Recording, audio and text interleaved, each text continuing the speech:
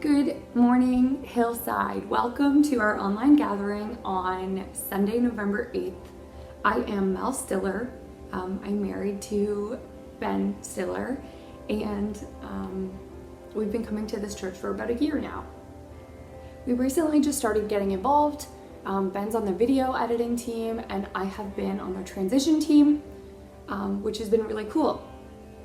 If you would like to get involved with Hillside Church, just send a message in the chat box and somebody from the church will be in touch with you.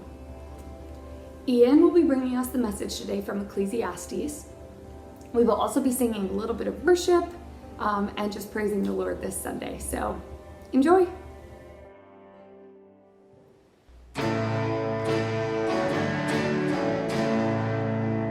Let the King of my heart be the mountains where I run, the fountain I drink from. Oh, he is my song. Let the King of my heart be the shadow where I hide, the ransom for my life. Oh, he is my song. You are good, good. Oh, you are good, good. Oh, you are good, good. Oh, you are good, good. Oh, let the King of my heart be the wind inside my sails, the anchor in the waves. Oh, he is my song.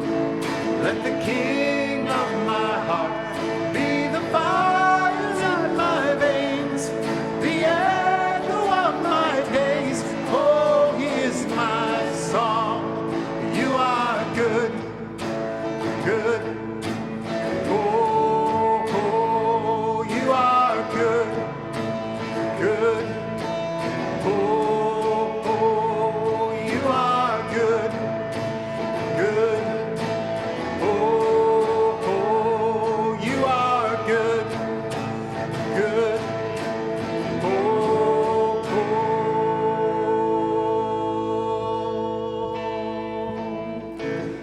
You're never gonna let me down. You're never gonna let me down. You're never gonna let me down. You're never gonna let me down. You're never gonna let me down. You're never gonna let me down. You're never gonna let me down. You're never gonna let me down. You are good, good. Oh, you are good, good. Oh, you are good, good. You are good,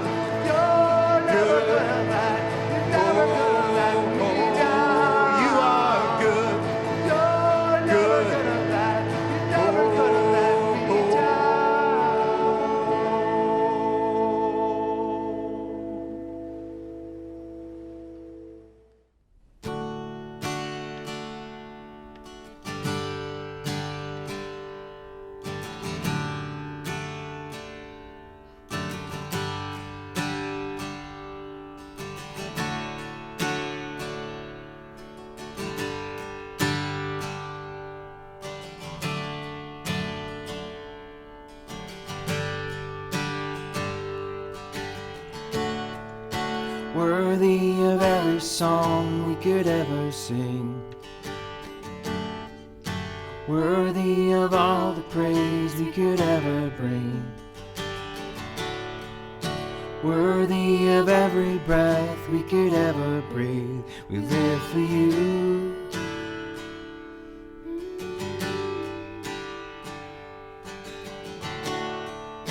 Jesus, the name above every other name. Jesus, the only one who could ever save. Worthy of every breath we could ever breathe. We live for you. We live for you. And holy, there is no one like you. There is none beside you. Open up my eyes in wonder and show me who you are, and fill me with your heart and lead me in your love to those around me.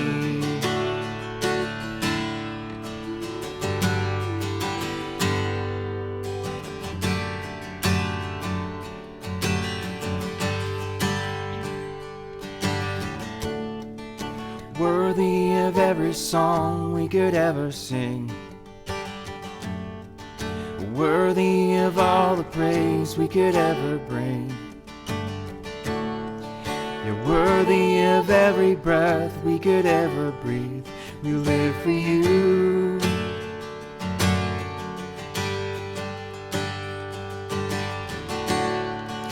Jesus, the name above every other name. Jesus, the only one who could ever save. Worthy of every breath we could ever breathe. We live for you. We live for you. Holy, there is no one like you. There is none beside you. Open up my eyes in wonder. Show me who you are and fill me with your heart and lead me in your love to those around me.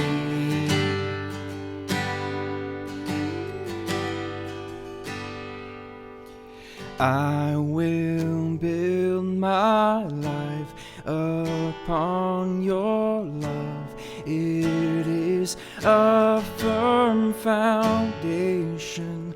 I will put my trust in you alone, and I will not be shaken. I will build my life upon your love. It is a firm foundation. I will put my trust in you alone, and I will not be shaken. Holy, there is no one like you. There is none beside you. Open up my eyes in wonder. Show me who you are and fill me with your heart and lead me in your love to those around me. Holy, there is no one like you. There is none beside you. Open up my eyes in wonder. Show me who you are and fill me with your heart and lead me in your love to those around me.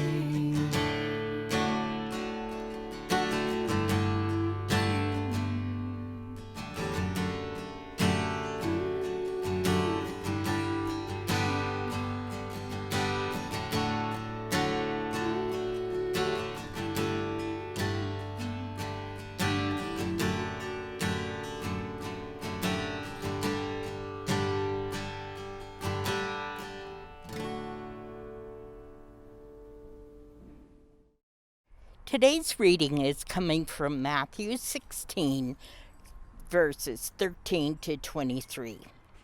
When Jesus came to the region of Caesarea Philippi, he asked his disciples, "Who do people say that the Son of Man is?" Well, they replied, some say John the Baptist, some say Elijah, and others say Jeremiah or one of the other prophets. Then he asked them, but who do you say I am? Simon Peter answered, you are the Messiah, the Son of the living God. Jesus replied, you are blessed, Simon, son of John, because my Father in heaven has revealed this to you. You did not learn this from any human being. Now I say to you that you are Peter, which means rock. And upon this rock I will build my church, and all the powers of hell will not conquer it. And I will give you the keys of the kingdom of heaven. Whatever you forbid on earth will be forbidden in heaven. And whatever you permit on earth will be permitted in heaven. Then he sternly warned the disciples not to tell anyone that he was the Messiah.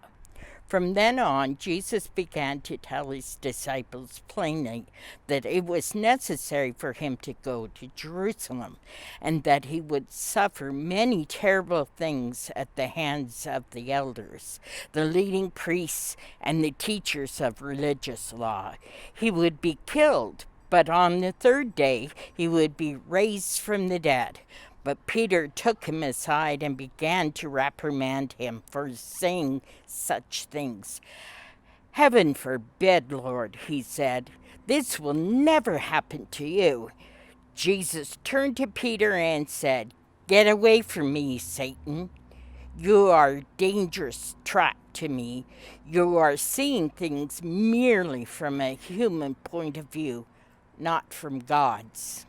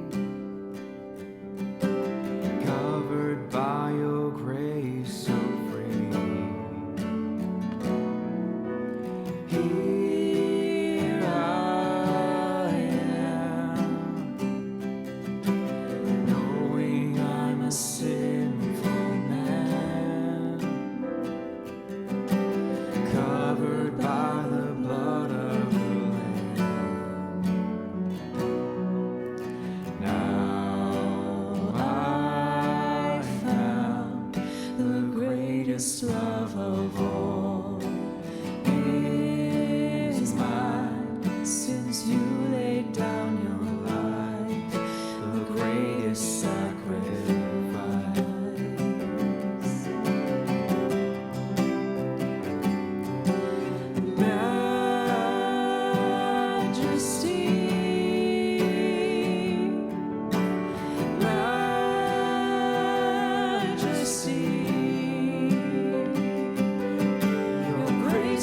Found me just as I am, empty-handed but alive in your hands, singing majesty,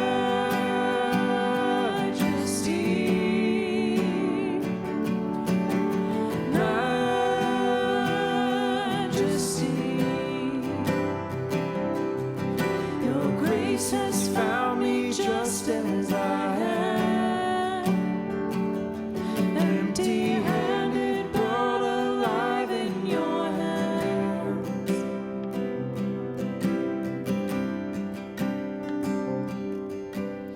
Here I am, humbled by the love that you give, forgiven so that I can forgive. Here I stand, knowing that I'm your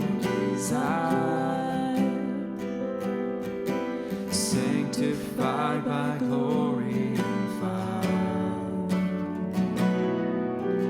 Now I found the greatest love of all is mine, since you laid down your life, the greatest sacrifice.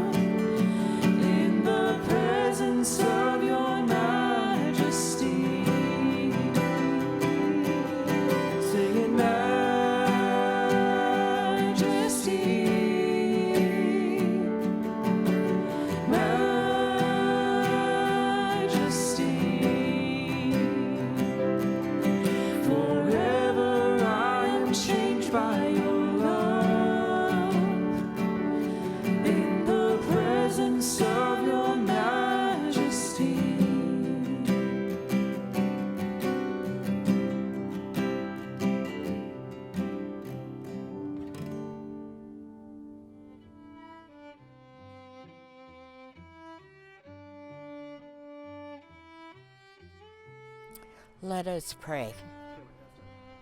Dear Lord, Father, Messiah, Holy One, we fall before you on bended knees. We come and ask you for forgiveness of our shortcomings and ask you to bless us at this time with all the upheaval that is happening. I pray for the homeless. I pray for the hurting. I pray for the wisdom of the leaders in the states, and that your will be done. Change us. Change our hearts. Make us whole. Make us be examples of your Son, Jesus, how he lived on earth. And please help our leadership in our church and everything that's happening there in all the uncertainty.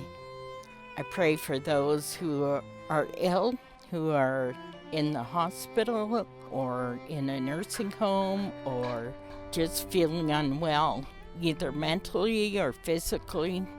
Give them your peace. Fill our hearts and fill our minds and guide us to what you would have us do, what your justice means. In Jesus' name, amen. Good morning, Hillside. The last time that I was able to give the message, I spoke about Jesus and the notion of the kingdom and emphasized that the kingdom is not of this world. It's not of this world, but it's for this world. There's a sense in which what I'm going to do today is a continuation of that thought. So if you want to, you can go back and listen to that sermon again on YouTube. But today I'm going to focus on another term that is used, a sort of a primary term, the term that gets translated church. So in Greek, it's ekklesia. And so I'm focused on a passage today that involves Peter, who Peter often becomes a foil in the text for an opportunity to present Jesus' views in contrast to the views of the general culture and the other disciples and many of Jesus' followers and the leadership of the day. And to me, that says something interesting about Peter as a leader, who he grew to be. And this is speculative, and there's no way one can demonstrate this historically, but the fact that we have all these stories about Peter, where Peter, boldly says something great and then immediately turns around and misunderstands and screws up. If we have all these stories, where did we get them? Didn't we get them probably from Peter and the other disciples? And if he's the leader, one of the key leaders, the core leaders of the early church, he permitted these stories to be told. He didn't quash them. He didn't, try to erase them from history and present himself as this guy who understood everything all along. And I think that's already a sample of who it is to be a follower of Christ. Yeah, we might do things boldly. We might screw up. But let's own our mistakes, and let's let those stories be told. If you don't have a story where you thought one thing and you changed your mind, or you used to act one way and changed your behavior, if you can't tell those stories, then how are other people going to go, oh, you know what? Same thing happened to me. Or, you know what? I can learn from that and grow.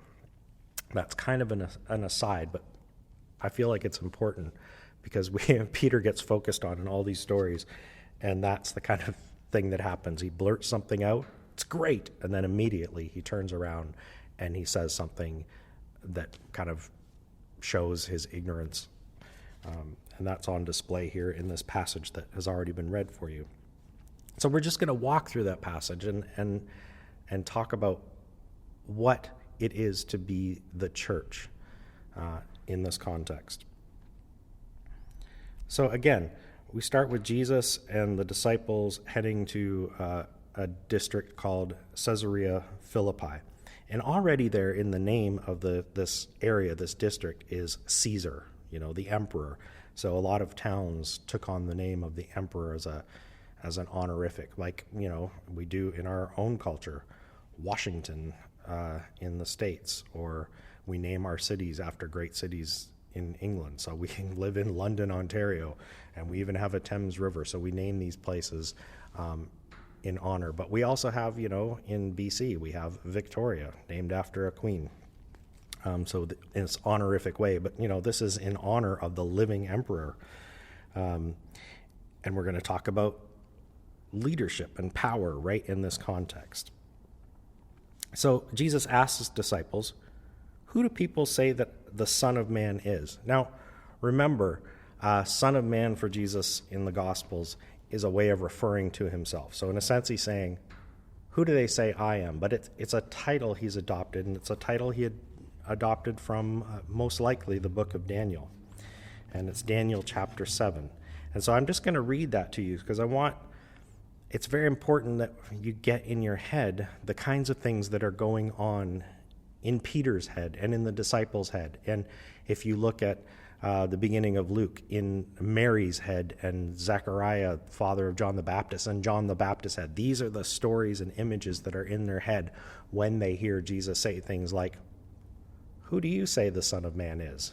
And he's referring to himself as the Son of Man. So let me read a little bit from Daniel chapter 7, verse 13 to 17. So Daniel says, I saw in the night visions, and behold, with the clouds of heaven there comes one like a son of man. And he came to the Ancient of Days and was presented before him. And to him was given dominion and glory and a kingdom that all peoples, nations, and languages should serve him. His dominion is an everlasting dominion which shall not pass away, and his kingdom one that shall not be destroyed. As for me, Daniel, my spirit within me was anxious, and the visions of my head alarmed me. I approached one of those who stood there and asked him the truth concerning all this. In this context, he's in God's throne room, so he's talking to an angelic interpreter. So he told me and made known to me the interpretation of things. These 4 great beasts are 4 kings who shall arise out of the earth. But the saints of the Most High shall receive the kingdom and possess the kingdom forever and ever. So that's the kind of image that's in his head. The Son of Man, the truly human king who will establish a truly human empire, kingdom, in contrast to the beastly empires and kingdoms of the world, the kingdoms like Assyria, Babylon, Egypt in the past, or in Peter's day, Rome. So that's the kind of image that's in his background and in his mind in the background. And so when Jesus asks, who do you think the Son of Man is? And they respond, well, the people kind of say, some say that you're like one of the prophets of old, or like John the Baptist himself, current prophet, Elijah, Jeremiah. So Jesus asks them and pressures them a little bit more. But who do you say that I am? Simon Peter replied, "You are the Christ, the Son of the living God." Now, just again, being aware of what these terms meant. Again, these are like the Son of Man. These are titles and imply kingship. So Christ, which is the Greek version of Messiah, which means anointed one, that's a title of kingship. It suggests kingship. So does Son of Living God. So Son of the Living God is, again, the Son of God is a title that suggests kingship. In their minds, that's what's going on here. It will become a term for the second person of the Trinity, the full divinity of Jesus Christ.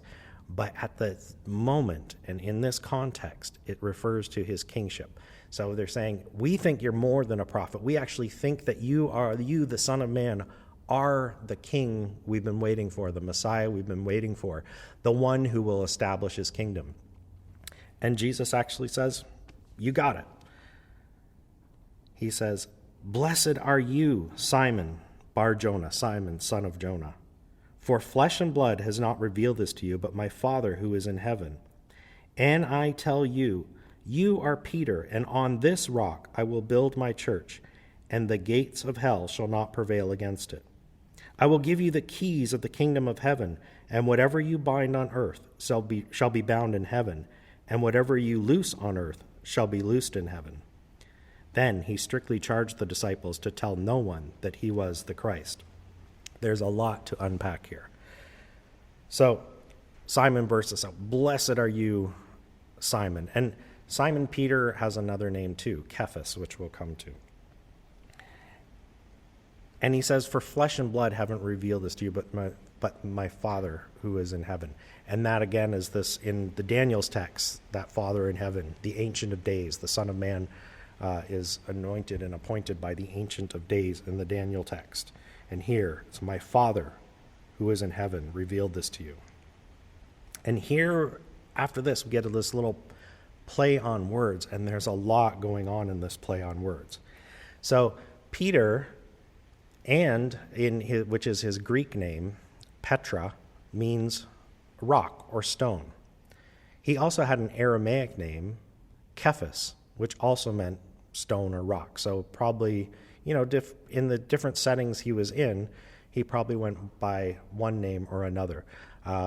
For instance, I met a gentleman the other day who said, when I asked him his name, he said, and it was interesting how he said it, he said, "People call me Michael," which struck me. Now, he was obviously both in accent and in features of Arabic descent. And I said, "Hello, Michael. What do you like to be called?" And he looked for an instant, a little almost surprised, and he said, "Well, my name is Mahmoud." So I said, "Well, may I call you Mahmoud?" To which he said, "Yes." And that's probably the kind of thing going on here with Peter. He has an Aramaic name, Cephas, but in a culture that speaks Greek, he also has a Greek name, Peter, and there they just translated the name from Aramaic to Greek, but it means rock or stone. So Jesus has a little play on words here. So in the Greek, this would be, "And I tell you, you are Peter, the rock, and on this Petra, rock, I will build my church." Now there's something else going on here, because the rock is also what the temple is built on. So even now in the modern era, when we talk about the mosque that is in Jerusalem, we call it the Dome of the Rock because it's built on the rock, the foundation stone on which the temples had been built. But Jesus here says, "You, Peter, the rock, on this rock, on you, I will build my church. So that's already sort of a challenge to the temple, shifting of the place of authority.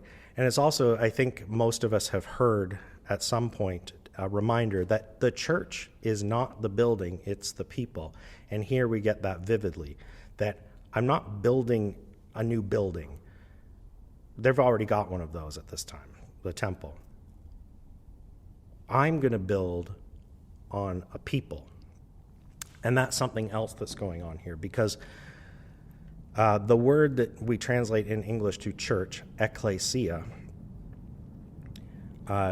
is what the Greeks used to translate the Hebrew word kahal, which was the word for the assembly of God's people. So when you read in the Old Testament that Moses called the assembly, or they blew the horn and the people assembled, it is that same word that would get translated ecclesia. So in a sense, what Jesus is saying here is, on this person, on this rock, I will gather my assembly. Around this rock, I'm going to gather my people. And so here, Jesus is emphasizing that it's the people that he's putting together, and he's going to gather them around Peter. And he echoes here those Daniel texts when he says, "And I tell you that the gates of hell will not prevail against it, and I will give you the keys of the kingdom of heaven." So this kingdom language, and it's going to be everlasting. The gates of Hades aren't going to prevail against it. That again is temple talk. The temple was the place where the heavens met the earth and nothing could stand against it in the Jewish understanding at the time. And then even more toward the temple is this language of, "And whatever you bind on earth shall be bound in heaven, and whatever you loose on earth shall be loosed in heaven." That's temple talk. That is binding and loosing people from impurity. So you're either bound in your impureness or you are loosed from your impureness and able to take part in the community again. So that kind of language there is already challenging the temple. So this is talk about, I am doing something different. The temple is over there, and I'm going to build my assembly around you and make a people around you. And against that, nothing can come against you, and you will not fall. So he's saying that I'm going to establish an assembly over against what are already the sort of established orders, the kingdoms of this world, and the temple system with its priests. I'm doing something different. And so it would not be inappropriate to say that what Jesus was doing was establishing an unlawful assembly, an legitimate meaning legal, illegitimate meaning outside the norms and laws. He is establishing an unlawful assembly of people. Now, Peter's not fully getting what Jesus is saying. And they're going to head from this time, they're going to head to Jerusalem. And for Peter, it's like, yes, of course. Now that we know you're the king, of course we're going to head to Jerusalem. Yes, that's what we're going to do. But Peter's yes is quickly going to turn into a no. From that time, Jesus began to show his disciples that he must go to Jerusalem and suffer many things from the elders and chief priests and scribes and be killed, and on the third day be raised. And Peter took him aside and began to rebuke him, saying, "Far be it from you, Lord. This shall never happen to you." But Jesus turned and said to Peter, "Get behind me, Satan. You are a hindrance to me, for you are not setting your mind on the things of God, but on the things of man, of humankind." So Peter is like, yeah, of course we're going to head to Jerusalem, because if you are establishing your kingship, if you are challenging the temple system, then of course that we're heading to Jerusalem, and that's where we go back to this kingdom is not of this world, because Peter, in his mind, is still imagining a king coming and doing some sort of insurrection, some sort of revolt. Let's clean things up in the way the world does it. And that's why Jesus turns to him and says, "Get behind me, Satan." Now, the term Satan has occurred twice in Matthew's gospel. First, when Jesus is tempted in the wilderness, and he's precisely tempted with different ways of using worldly power and worldly ways to establish his kingdom in kind of the expected ways. So, feed the crowds miraculously and they'll flock to you and declare you king. Fall down and worship me and I will give you the kingdoms of the world, which is another way of saying, follow me, take the kingdom in my way of taking kingdoms, right? The beastly way from Daniel's text, the way Assyria did it, the way Babylon did it, the way Rome did it, the way the Greeks did it, the way the Maccabees did it. And that's what Jesus is pushing back. No, Peter, when you talk like that, you're a hindrance to me. That is not the way I'm going to go about it. You are going to follow me. And the way you follow me is the way of suffering. So remember, the Daniel text doesn't say anything about, suffering to get the kingdom. It's you get it, you establish it, and in the imagination of the world, that's how you establish kingdoms. But Jesus' kingdom is a different kind of kingdom. And he'll go on then to explain to the disciples, this is how I establish my kingdom, and this is how you follow after me. If anyone would come after me, let him deny himself and take up his cross and follow me. For whoever would save his life will lose it, but whoever loses his life for my sake will find it. For what will it profit a man if he gains the whole world and forfeits his soul? Or what shall a man give in return for his soul? But the Son of Man is going to come with his angels in the glory of the Father, and then he will repay each person according to what he has done. Truly I say to you, there are some standing here who will not taste death until they see the Son of Man coming in his kingdom. So the way of following Jesus is the way of the cross, as opposed to, in contrast to, the way that the world establishes kingdoms. And that's a big temptation, to seek to gain power. And there's a sense in which Peter is looking back. He's got this make Jerusalem great again mentality, and Jesus has to break him out of that. Most people who were crucified for some form of insurrection, and there were others besides Jesus, were crucified because they did engage in some sort of attempt at insurrection, and they failed, and they were made an example of. Jesus doesn't make an attempt at an insurrection. He's accused of it because that's the only way the world can see him, and they see him as a threat, and so they make an example of him. He gets accused of inciting an insurrection, but he doesn't actually do it that way.